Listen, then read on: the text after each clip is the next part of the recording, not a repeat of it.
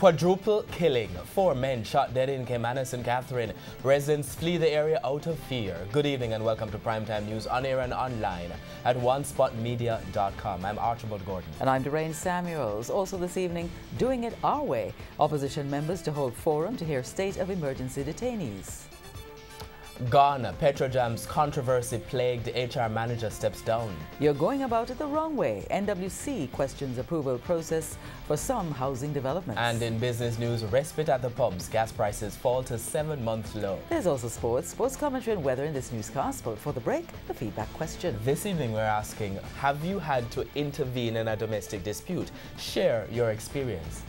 Share comments online, facebook.com/television Jamaica, and tweet us at Television Jam. Stay with us. Primetime News returns right after this break.